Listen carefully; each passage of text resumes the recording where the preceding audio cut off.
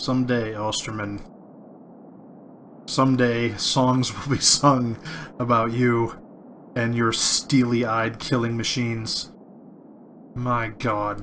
He's spent this entire engagement just mowing down enemies. He doesn't even have any ammunition left. Right? He doesn't even have any ammunition left. Look at that. 9mm 29. That's because he's borrowing ammunition from this team now. He's taking MP40 mags from this guy who's not using them. He's saying, fine, if you're not going to use them, I'm going to use them. I will insert these bullets into my weapon, and then I will insert those bullets into the enemy. And good God, did he do that.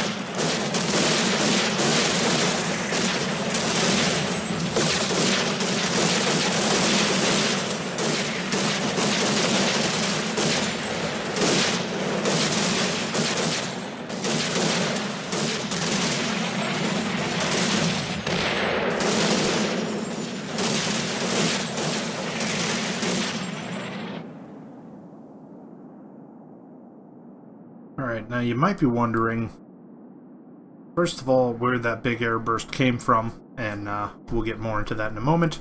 But as we wind our way through turn 80 here, you can see that the enemy has decided to dispense with his pleasantries and give up this approach down the bush path over here, and instead he's decided to push troops.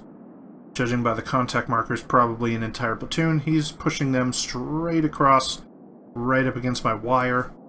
I'm not 100% sure. I mean, he must have spotted the wire at this point. It's not that he's ignorant of its presence, but I realize now that if he has demo teams, he's probably going to try to breach the wire here, and then come in and blast his way into the building. That would end the fighting pretty quick. So, a little piece of tactical know-how that I'm going to impart with you guys. Here's a little wisdom for you. Take note of the overlay of the terrain that you're looking at. See, the trouble is that this team over here cannot see in terms of drawing a target order. They can't see all the way down to the very end here. So what I did was I traced them a target order all the way out to the very limit of where they could conceivably shoot at, which is all the way down here into this little hole. They could target this action spot right here, because mostly because I think that's where they could see.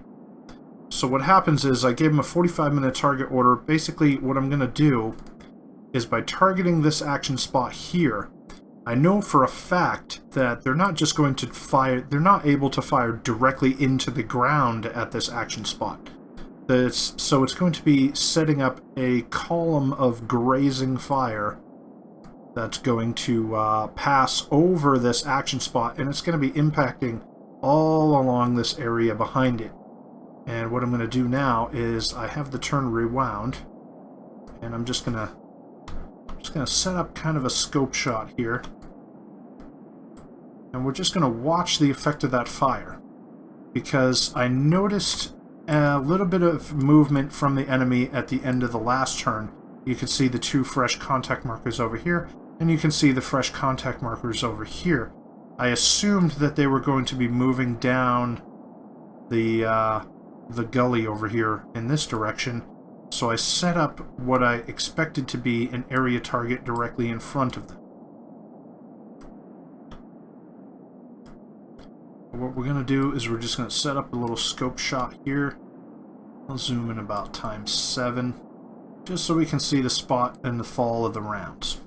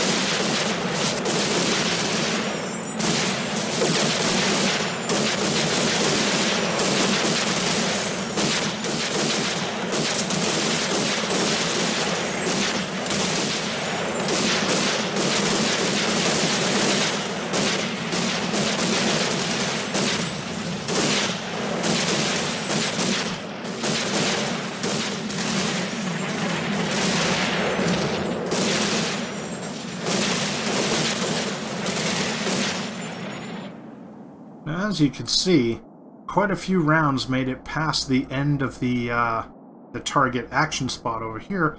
Quite a few rounds traveled past the action spot and ended up impacting in these bushes over here, which caused the contact markers in them to turn from bright green to kind of less bright green, which leads me to believe that whoever was in here has now vacated the position. And what that did was, if Bletchley Geek was moving up this way, he's certainly not doing that anymore. And what I'm going to start doing with not just this machine gun team here, but also Mr. Harl. Is that Harsh? Harsh? Yes.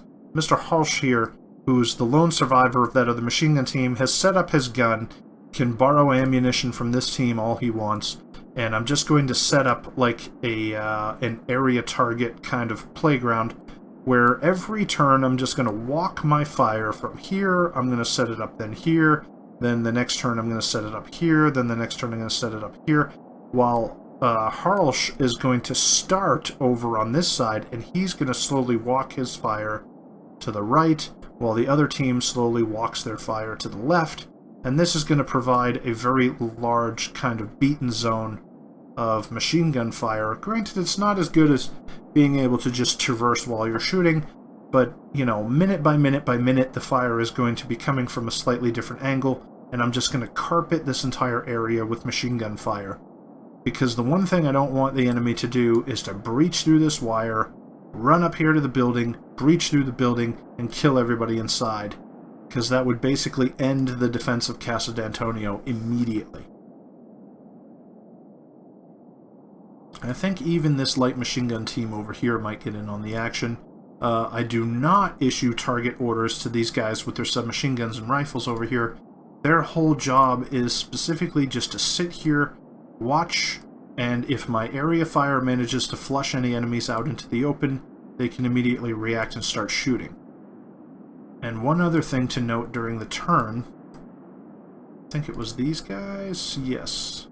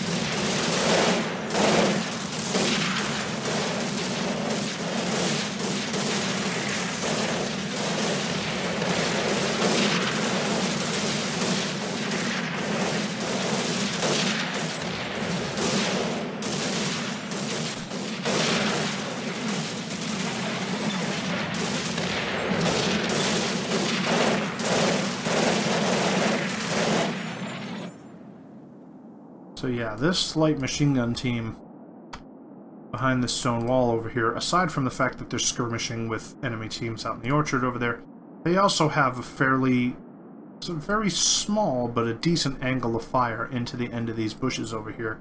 Although the bushes themselves appear to be curiously bullet resistant. But, you know, that's an issue for some other time. The fighting over here continues. Like I said, we'll get into that later.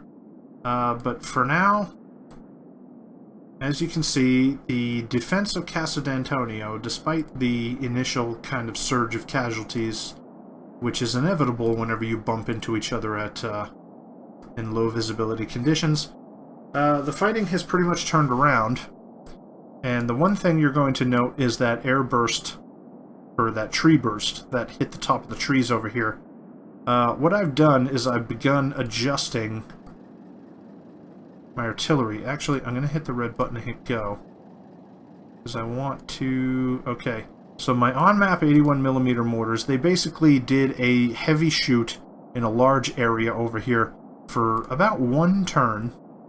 And then, after they fired for one turn, I self-canceled them. Okay? But what's happening now is the mortar barrage that was coming in on the right side of Casa Finella, I've taken the spotter who had been controlling it, and I used an adjust mission on him. Put it right at the very edge of the TRP's coverage, the target reference point's coverage. And basically, he's setting up a small area target right here, just in case there's still enemies sitting here hoping to take advantage of this new flanking maneuver. I'm going to drop some mortars on there. And then this guy, his artillery is still busy. I'm not 100% sure if I'm able... Yeah, it's firing for 3 minutes. Pretty sure this artillery over here is going to continue to arrive. The actual battery itself is denied. I don't think I was able to recover it. So, losing one of the spotters... Like, losing the spotter for one of my artillery did end up losing me control of it, even though the strike that I had called for did arrive. But that's one thing to keep in mind. If you're using target reference points and plotting artillery, one thing that you might want to do is use an HQ unit. For example, 1st Company HQ back here. You could probably use this guy to call in all your artillery on the target reference points. That way he's in no danger of getting killed while calling them in. Purely, it was a panic move on my part to use the HQ team that was in Casa Finella. I really should have paid better attention, and I also wanted to make sure that I was able to stretch a linear barrage all the way out here, and frankly, the guy who was upstairs in the building was the only one who could see that far. So, I mean, you know, the necessity of the situation drove me to use him as a spotter, but because I used him as a spotter, I lose the utility of my artillery for the rest of the battle. But the other 120mm mortars are going to arrive. They're called into an area over here, which I will then adjust point target here, adjust point target here, etc., until it runs out of ammo. I'm not canceling the barrage. It's on heavy maximum. It's only got 16 rounds left. It's firing for 2 minutes, but every time you call in an adjustment and you use the TRP, it goes in immediately, the battery ceases fire, they retarget the new position, then they begin firing again. So if the turn that they call fire for effect, you immediately issue another adjustment, they're only going to fire a few rounds, and then you can swap them over to another target where they will then fire a few more rounds at it, then you can adjust again. So it's a little trick just to kind of stretch your artillery a little bit. Granted, I could have just hit ceasefire and waited for the full, I think it's for the full 3 minutes, but I wanted the adjustment to go in. The adjust fire goes in very quickly and it retargets very quickly. So you want to just it's better to constantly adjust your artillery than it is to constantly cease fire and then call in a new target. One thing about my 81mm mortars on the map, I think what I'm going to do is I'm going to resume local control. So like each individual mortar HQ is going to use target reference points areas to call in barrages. But that's besides the point. I mean, it doesn't really matter. Anyway, this is turn 80. We are at the 1 hour and 21 minute mark, which means, what is it? We're 39 minutes into the scenario, I think. The idea of running out the clock is no longer valid. There's still an hour and 21 minutes left. I mean, yeah, it was kind of a pipe dream to begin with. But as you can see, the fighting at Casa Finella and Casa Reposa has basically ended. The artillery had landed. It'll probably take Blitzligeek quite some time to medic up his casualties and recover any weapons that are left behind in that barrage. For the most part, the fighting over here has ended. And my job here is now going to be very carefully and quietly trying to medic up as many casualties as I can, recombine my squads into more effective formations, and try to just rescue anybody who's, you know, still out and about. But basically, it's just going to be a lot of cleanup over here. The fighting for Casa d'Antonio will continue, but the victory location itself is no longer in any direct threat. It's basically just going to come down to Osterman heroically shooting enemies in the face until they decide to leave us alone, in which case we're going to dump a little bit of artillery on them, and then we're just going to spray them with lots and lots and lots of bullets. So we'll get more into that later. I'm going to have to wrap this up pretty soon. The time in the scenario is 23:39. We'll be running until midnight, I think. And after that, it'll be a ceasefire, I think. Yeah. And for now, yeah, alright, I'm going to stop rambling. I got stuff to do. Okay, bye.